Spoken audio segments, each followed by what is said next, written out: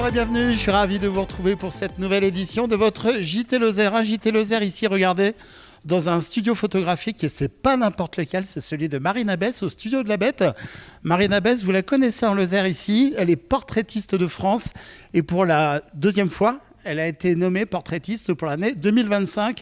Félicitations Marina, on va retrouver des images dans ce JT. N'oubliez pas bien entendu, pour favoriser le développement du JT, puis aussi sa viralité sur les réseaux sociaux, de commenter, de liker et de partager l'édition de ce journal. C'est parti pour vos reportages et je vous retrouve juste à la fin. À tout de suite. La 42e édition de la foire de Langogne s'est déroulée sur le pré de foire ce samedi 5 avril sous un beau soleil printanier. 44 éleveurs et 148 animaux inscrits, la traditionnelle foire qui se tient 15 jours avant Pâques a fait carton plein avec une qualité des bêtes inscrites relevée par les organisateurs et les jurys dès leur arrivée. Qualité qui a par ailleurs donné du fil à retordre au jury pour établir un classement et notamment désigner les 4 meilleurs sujets de la journée. 4 meilleurs sujets qui ont ensuite, clou de la journée, été mis aux enchères pour les acheteurs qui se sont spécialement déplacés pour l'occasion. Parmi eux se trouvaient Hyper U Mende, Intermarché Langogne et la boucherie Bompard d'Anduze. Une 42e édition qui a donc tenu toutes ses promesses et satisfait participants et organisateurs. Dans le cadre du plan national Ambition Jeune, le jeudi 3 avril, au collège Sport Nature de la Canourgue, a été officialisée la création d'une classe défense. C'est un projet pédagogique interdisciplinaire et pluriannuel. Non, on ne nous a pas encore trop dit d'informations, mais moi personnellement j'ai hâte de découvrir ça et je suis contente qu'on puisse le faire en premier et donc créer quelque chose au collège. Ils viennent vers nous, ils nous saluent.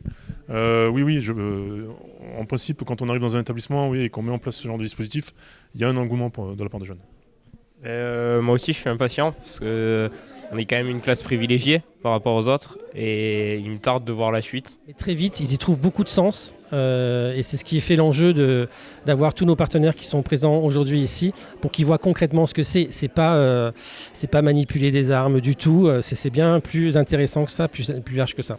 Initiée dès 2024, cette dernière pour la Canourgue concerne une classe de 3e. C'est le fruit d'un partenariat entre l'Éducation nationale, la délégation militaire départementale et le Centre du service national et de la jeunesse de Nîmes-Garons, qui en est son unité marraine. L'enseignement de la défense s'intègre au sein du parcours de citoyenneté.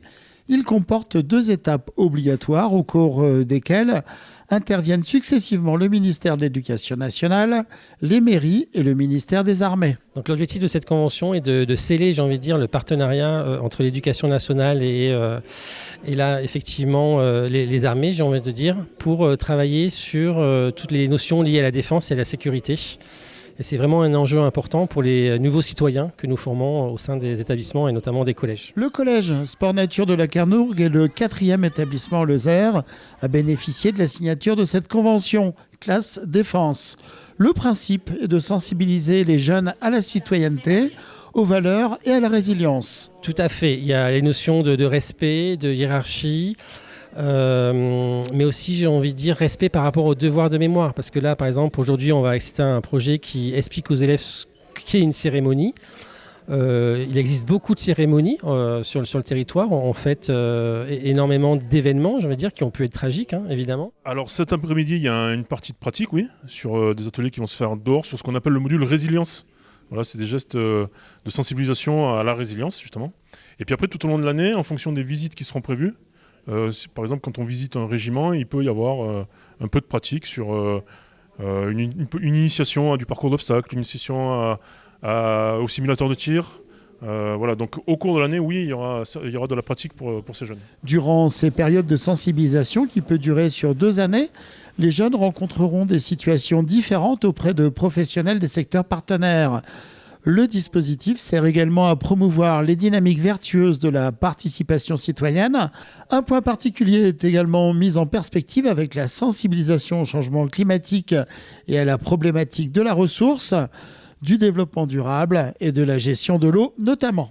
Et ce qui est très intéressant sur cette classe défense, c'est qu'il y a un gros projet sur la résilience, notamment liée à l'eau. Et je pense que ça fait partie des compétences transversales qui sont les développements durables et ce qui en fait une force de cette nouvelle classe défense. Je vous parlais d'action et on a la perspective. Alors je ne le confirme pas complètement parce qu'on est en train de travailler. perspective donc de mettre en place un rallye citoyen, puisque ça fait partie aussi de cet esprit-là et du trinôme académique. Alors les gens voient toujours l'aspect militaire, il n'y a pas que ça. Ce serait sur la résilience face aux enjeux climatiques, notamment sur l'eau, et en se basant sur ce qui s'était passé début juillet ici à la Canourgue, entre autres. Voilà. Pour cette journée canourgaise, c'est au tour de l'armée de venir à la rencontre des jeunes, leur donner les clés pour comprendre, être autonome, s'orienter, éventuellement alerter afin de se protéger de potentiels aléas climatiques, par exemple. L'objectif, c'est de renouer le lien entre l'armée et la jeunesse, puisque depuis que les jeunes ne font plus le service national, ce lien est un peu coupé. Donc l'objectif de ces dispositifs qui s'inscrivent dans ce qu'on appelle le plan Ambition Jeunesse, c'est de renouer des liens entre les armées françaises et la jeunesse française. Durant cette journée, les collégiens ont participé à 2 ateliers, l'un sur le devoir de mémoire avec un module « Explique-moi une cérémonie » et un autre sur les notions de résilience avec l'acquisition des réflexes afin de faire face à diverses situations potentiellement compliquées. Il faut signer la volonté déjà dans un premier temps de l'achat d'établissement qui est particulièrement sensibilisé sur le sujet et qui, avec son équipe pédagogique, a pu proposer ce projet très intéressant pour les élèves. Donc on a aussi l'aspect mémoriel. Le professeur qui a pris en charge cette classe défense est un professeur d'histoire-géographie. Alors ça n'a pas été fait exprès, c'est quelqu'un d'engagé. Et entre autres, on a des enfants qui participent au concours national de la résistance et de la déportation. Donc cet aspect mémoriel, ils y contribuent, ils y travaillent. Puis les enseignants aussi les aident dans ce sens-là. C'est pas des classes particulières, c'est à la demande souvent soit d'un chef d'établissement, soit d'un enseignant du collège qui connaît le dispositif, qui se rapproche de nous, la délégation militaire, et nous on met le collège ou la classe en relation avec une unité militaire ou un service des armées. Et à partir du moment où la mayonnaise a pris, on va dire, il y a une convention comme celle qu'on va signer aujourd'hui, il y a une convention qui est signée entre les deux, à la fois le collège et à la fois l'unité militaire, et après ils font des activités planifiées tout au long d'une année scolaire. Les classes de défense sont obligatoires, elles sont inscrites dans la loi de programmation militaire et ce jusqu'en 2030. Le dispositif témoigne de la mobilisation de l'ensemble des armées, des directions et des services pour des actions interministérielles en faveur de la jeunesse avec un triple objectif: contribuer à la cohésion nationale, promouvoir auprès de nos jeunes citoyens l'esprit de défense et garantir l'attractivité des métiers des armées. Voilà, le principe de la classe, c'est que ça se déroule tout au long de l'année scolaire, ponctué d'événements tout au long de l'année. Au cœur du parcours de citoyenneté, ces dispositifs permettent de donner aux élèves des repères pour anticiper les enjeux tout en comprenant l'histoire et le patrimoine, le tout s'inscrivant dans le parcours éducatif concernant l'avenir, la citoyenneté, la culture et la santé. Bien entendu avec un apport institutionnel, culturel, professionnel et avant tout humain. Si on prend l'exemple du rallye citoyen, on est en train de voir si on peut mener des partenariats à la préfecture, puisque la journée nationale de la résilience, mais aussi les sapeurs-pompiers. Au niveau de la mairie, je crois savoir que pour la gestion de l'eau, je dois avoir rendez-vous avec monsieur le maire. Ensuite, au niveau de la Croix-Rouge, puisqu'elle peut intervenir aussi à ce niveau-là. On avait émis l'hypothèse du GREMP, mais à voir, voilà, des partenariats qu'on va essayer de nouer, et aussi avec le lycée agricole qui est notre voisin, et qui permet, vous voyez, aussi aux enfants, à travers ces actions, de connaître d'autres établissements et travailler leur orientation. Moi, je pense que c'est une chance et surtout une fierté de pouvoir le démarrer en premier, en tout cas au collège. Le club des directeurs des offices de tourisme de Lozère s'apprête à lancer une opération de promotion des sports et activités de pleine nature. Pour ce faire, direction Montpellier. En effet, nos proches voisins, les Héroltais, représentent un pourcentage important de séjours à destination de notre département. Et pour mener à bien cette opération de communication, un partenariat avec le Lozérien Jean-François Hugues a été initié. Il est directeur de 8 magasins Intersport sur le bassin montpelliérain et c'est donc naturellement qu'il a soutenu l'initiative en proposant de se concentrer sur 3 magasins de l'enseigne sportive, idéalement situés à Latte au sud de Montpellier, à Saint-Clément-de-Rivière et à Saint-Onès, respectivement au nord et à l'est de Montpellier. L'opération débutera le vendredi 25 et samedi 26 avril. Un stand de Lozère sera ainsi mis en place sur chacun des magasins Intersport et ce durant 3 week-ends d'affilée. À chaque stand, un thème, vélo, randonnée, trail. L'opération séduction sera dynamisée par les équipes des offices de tourisme de Lozère qui proposeront toute une série d'animations ludiques, sportives et gourmandes, dont des jeux concours avec de nombreux lots à gagner. Et ainsi, pourquoi pas, susciter l'envie aux Montpelliérains de venir découvrir ou redécouvrir les sports et activités de pleine nature en Lozère. Pour lancer cette opération de promotion lozérienne, le 24 avril, une soirée conviviale sera réservée aux entrepreneurs montpelliérains d'origine lozérienne, ainsi qu'aux sympathisants lozériens exerçant dans le monde du sport, du tourisme et de la santé sur l'agglomération héroltaise. Ces derniers seront conviés à la table de Pierre Rouge, du chef Pierre-Olivier Prouez, autre lozérien talentueux, aujourd'hui à la tête de 2 restaurants à Montpellier. Mercredi 2 avril, l'hôpital Lozère avait convié les médias à l'occasion de l'inauguration de la plateforme de coordination et d'orientation. Plus connue sous le nom de PCO, elle est dédiée aux enfants de 7 à 12 ans. Si votre enfant présente un trouble du spectre autistique, vous avez alors probablement entendu parler des PCO. En fait, quand vous êtes parent, que vous avez un enfant dont on diagnostique un trouble du neurodéveloppement, déjà vous avez en fait une énorme chape de plomb qui tombe sur vous. Vous êtes parent, vous avez un enfant de 2 ans qui est diagnostiqué, c'est compliqué, ça peut être compliqué à vivre. Et là derrière, si vous devez rentrer en plus dans un parcours de soins qui est hyper complexe, en fait, comment derrière on le prend en charge, comment je coordonne les différents acteurs, parce qu'il faut qu'il y ait plusieurs acteurs du soin qui viennent autour de votre personne, là ça devient en fait la double peine. Lorsque le risque d'écart de développement est médicalement confirmé par le médecin assurant le suivi, il faut alors définir et organiser les accompagnements et les bilans de l'enfant, et ce jusqu'au possible diagnostic. Ce rôle est assuré par un cercle de professionnels regroupés dans ce que l'on appelle une plateforme de coordination et d'orientation. C'est précisément pour informer les Lozériens d'une telle plateforme dans notre département que le directeur départemental de l'ARS et que la directrice de la direction de l'offre de soins et de l'autonomie, Madame Sanger, entourée des acteurs lozériens impliqués, avait regroupé une 30aine de professionnels particulièrement formés et sensibilisés aux subtilités inhérentes à une prise en charge qui se veut efficace auprès des jeunes patients. Donc le but aussi de cette PCO, très concrètement, c'est aussi de faciliter par ces parcours la prise en charge de ces enfants et derrière de faire en sorte que ce trouble c'est évidemment une mauvaise nouvelle pour un parent, c'est évidemment une mauvaise nouvelle pour un enfant, faut pas se le cacher, mais que ça ne devienne pas une malédiction. Et donc vraiment, le but c'était aussi de faire comprendre ce dispositif et cette chose qui est un peu technique aussi, mais qui est bien dans cet objectif de dire comment on met l'ensemble des acteurs du soin autour de la personne. La plateforme PCO s'appuie sur un réseau de professionnels comprenant notamment des médecins, généralistes, pédiatres, neurologues, pédopsychiatres, des psychologues et des neuropsychologues, des orthophonistes, des psychomotriciens et des ergothérapeutes. Les structures professionnelles de deuxième ligne, comme les CAMSP ou les CMPP, les CMP réaliseront des bilans avec les différents professionnels de suite, tels que les psychologues, les psychomotriciens ou encore les orthophonistes. Afin de mener à bien ces missions, l'ARS Lozère a pour sa part un budget annuel qui a été porté à 200 000 €. À cela s'ajoute une prise en charge par la puissance publique. Le but étant une prise en charge ad hoc qui permette à la fois de rémunérer les professionnels de santé tout en limitant le reste à charge pour les familles. Cette inauguration marquera une étape importante dans l'accompagnement des enfants et de leurs familles, tout en renforçant l'accès aux soins et la coordination des professionnels de santé. Vraiment merci à tous. Merci.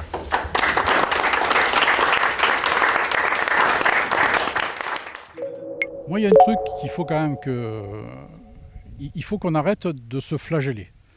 C'est-à-dire que, vous savez, et ça c'est historique.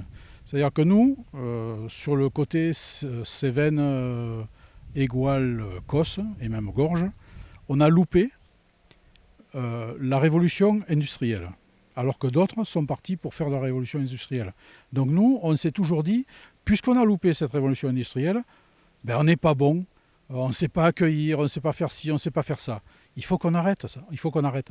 Aujourd'hui, si on a loupé, cette révolution industrielle, quelque part c'est un atout pour nous, parce qu'on est dans des cadres qui sont protégés, on a des cadres qui sont magnifiques, et on a la même technologie avancé, notamment sur le numérique, que partout ailleurs. Et parmi les atouts, la zone artisanale Loucambon, située à Méruès, où l'intercommunalité cherche un nouveau projet d'entreprise.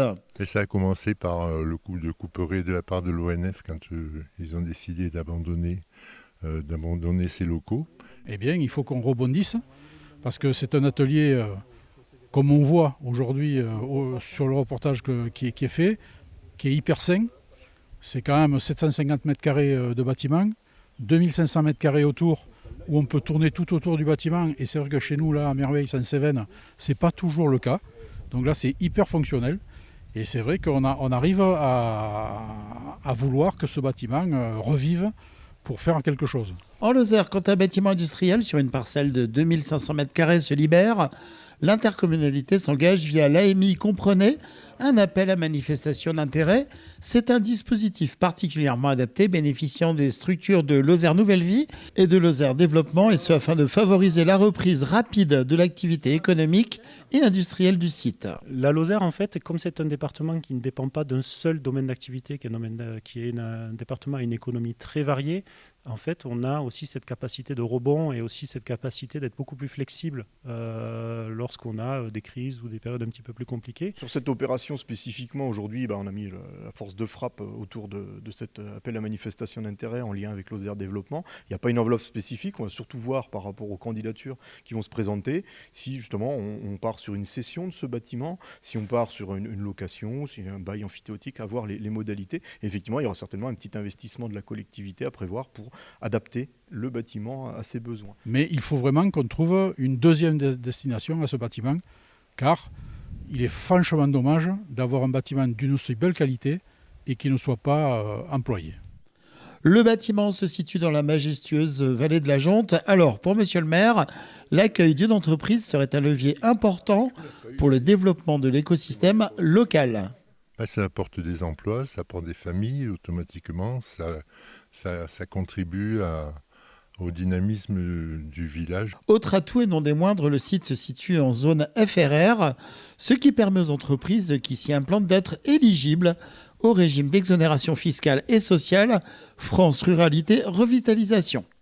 Ce n'est pas une simple vente de bâtiment, c'est un vrai projet de PCI, de se dire voilà, on a un bâtiment, on veut que ça attire des entreprises, et donc c'est important pour nous de communiquer d'une façon différente. Ce n'est pas un bâtiment, c'est un projet.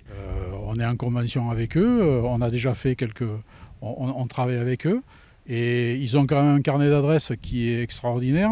Ils ont l'envie, ils ont les moyens que nous n'avons pas. Et il faut vraiment cette réunion entre un bâtiment d'exception et une volonté forte des élus de se dire on reste ouvert à tout projet. Mais n'importe quel projet sera le bienvenu dans la mesure où de toute façon derrière il y a une étude et une décision qui sera prise par un jury en fin de course. Cette AMI vise donc à identifier un ou plusieurs porteurs de projets intéressés par la requalification du bâtiment industriel, où les possibilités sont multiples, que ce soit en local d'accueil, pour des activités artisanales de production ou tertiaires. Il est vrai qu'on a mis en place, et là c'est un choix politique, on a mis en place donc de l'aide sur l'entreprise et notamment sur tout ce qui est bâtiment, donc immobilier d'entreprise. Donc on a fait des conventions avec le département, avec la région à un certain moment, la région est partie, mais ce qui veut dire que quand la communauté de communes a un dossier qui est retenu, quand nous on met 1 euro, le département met 1 euro aussi. Et puis ça ouvre aussi des subventions, du subventionnement d'autres partenaires.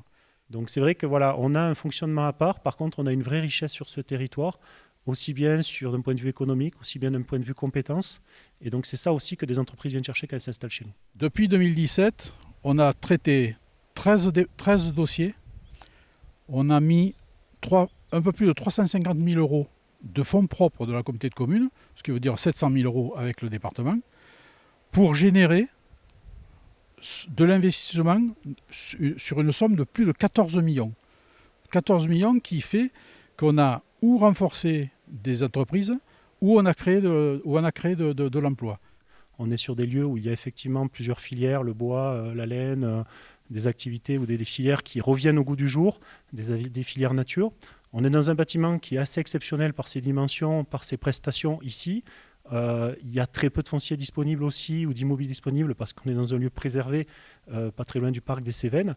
Et donc une activité qui aurait ce besoin à la fois de venir en Lozère capter une ressource, une image, peut-être aussi certaines compétences et des vraies compétences humaines, le bâtiment est une vraie possibilité pour installer n'importe quelle entreprise. La synergie, elle joue sur tout l'aspect développement économique et volonté de la communauté de communes de favoriser l'installation, notamment en apportant des aides au niveau de l'immobilier d'entreprise. Qui montre qu'effectivement le choix des élus de la communauté de communes d'investir, d'accompagner les porteurs de projets n'est pas anodin, parce que ces investissements faits sur le territoire, c'est autant de familles d'installer, d'emplois créés, voire ou maintenus tout simplement. En tout cas, c'est une économie qui rayonne autour. Alors en fait, tous les candidats qui sont intéressés ou qui veulent en savoir plus vont sur le site Lozère Nouvelle Vie dans la rubrique Entreprendre, et vous avez le détail du cahier des charges de l'AMI et tous les contacts pour pouvoir candidater dans les délais convenus. Et ensuite, le jury étudiera toutes ces candidatures. Il y a possibilité également, au besoin, de faire visiter le bâtiment si, avant de candidater, des porteurs de projets souhaitent le voir physiquement. Et ensuite, le jury étudiera et verra s'il y a peut-être possibilité de cumuler plusieurs projets. Si c'est une vente qui intéresse un porteur de projet et que c'est le projet qui est le plus parlant ou qui a le plus de chances d'être viable sur le territoire, c'est celui-là qui sera retenu. C'est un travail concerté, et en ce qui concerne notre intervention personnelle au niveau de la communauté de communes, c'est nous qui constituons les dossiers et qui en commission les étudions et disons si tel ou tel dossier est éligible ou non à l'immobilier d'entreprise. Après, il y a tout un accompagnement. On est en Lozère, on est avec le réseau Lozère Nouvelle Vie, plus de 20 partenaires pour accompagner un projet, que ce soit des consulaires, que ce soit le département, que ce soit les élus locaux, pour aider à 360 un projet, pour le permettre de s'installer et de se développer sur le territoire. Et ensuite, on a aussi la région Occitanie, le département, la communauté de communes. Il y a des dispositifs de soutien et tout ça, c'est en fonction des projets. Tous les partenaires seront là pour accompagner et faire un accompagnement à 360. La communauté de communes Gorge-Causse-Cévennes, donc c'est la plus étendue, 907 km², donc la plus étendue de la Lozère. C'est pas la plus peuplée, on est à peine 7300 habitants. Donc par contre, effectivement, on est en matière d'aide à l'immobilier d'entreprise, c'est la première communauté de communes parmi les 10 en Lozère à investir autant. Les candidats ont jusqu'au 16 mai 2025 à 12h pour déposer leur candidature. Donc il faut absolument qu'on soit dynamique, parce que, comme on dit souvent, un territoire qui n'a pas d'argent doit être un territoire innovant. Nous, on essaye d'être innovants. Vendredi 28 mars, la Libreraie a organisé une soirée dédicace avec l'auteur Valérian Van Oetegem, bien connu des Lozériens sous le surnom de Val. Et si son nom ne vous dit rien, vous avez sans doute déjà feuilleté l'une de ses BD, comme Radlab ou Bande de blaireaux, 2 titres plébiscités des lecteurs. Radlab, on est parti sur une idée de Rad Laboratoire. Donc c'est une bande dessinée humoristique, un humour assez noir, assez acide, autour des rats de laboratoire. Donc pareil, ça nous permet de partir dans tous les sens et de bien s'éclater. Donc là on est sur un humour plutôt noir et plutôt acide. Et ensuite Jean-Michel. Jean-Michel était ma première BD arrivant ici en Lozère, puisque je me suis inspiré là pour le coup de mon chien, qui s'appelle Jean-Michel, qui est un border collie, mais qui ne travaille pas. À part garder les canapés, il ne fait pas grand-chose. Et je l'ai imaginé venir en Lozère pour vouloir passer son permis de conduire les moutons. Ça, c'est le point de départ. Et puis à partir de là, pouf, on se lâche et on part dans tous les sens. Auteur, dessinateur et scénariste reconnu, les bandes dessinées de Val explorent plusieurs thèmes comme les animaux humoristiques. Ses œuvres sont publiées aux éditions Bamboo et Pickles et elles s'adressent à un public jeune comme adulte.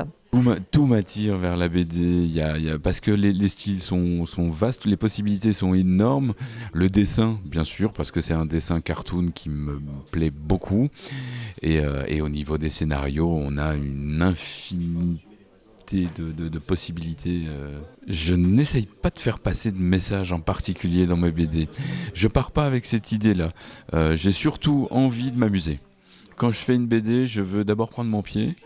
Je veux que ça me fasse... c'est peut-être très égoïste, mais je veux d'abord que ça me fasse rire moi. Et je veux que mon travail soit un plaisir.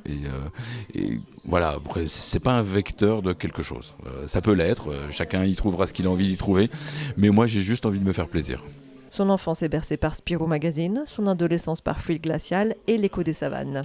Très jeune apparaît donc son goût pour la BD, mais il se décide à embrasser une carrière d'auteur sur le tard après avoir touché à d'autres secteurs d'activité. Je viens de Belgique, je suis installé en Lozère depuis maintenant une dizaine d'années, avec un passé d'éducateur spécialisé en Belgique.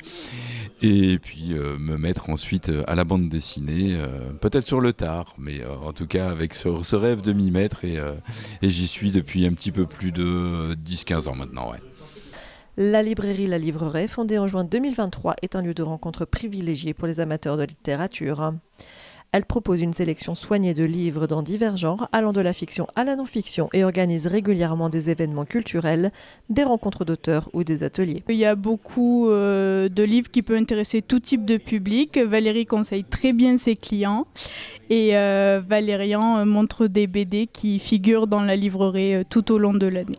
Mercredi 30 avril, la librairie recevra l'auteur Éric Chemoul pour une soirée dédicace.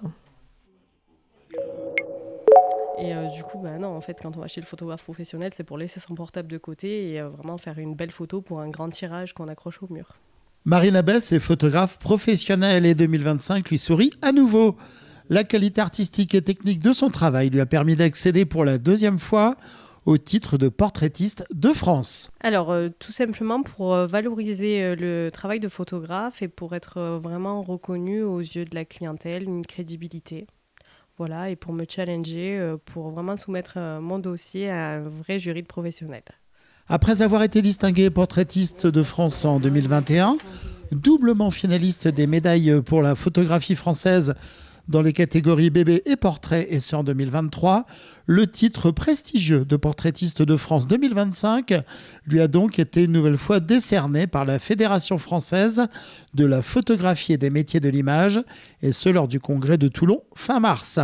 Oui, c'est l'œil du photographe, mais c'est aussi le bon combo entre l'objectif, le boîtier et la lumière qu'on utilise. En fait, tout dépend de ce qu'on veut raconter. On va utiliser une lumière plus douce, plus dure. Voilà, ça dépend de ce qu'on va vouloir dire. Après des études à Langogne, la photographe professionnelle s'est installée depuis 6 ans au studio de la Bête à Mende avec son compagnon, le graphiste Maxime Baratieu, celui-là même qui a créé le générique de votre JT Lozère.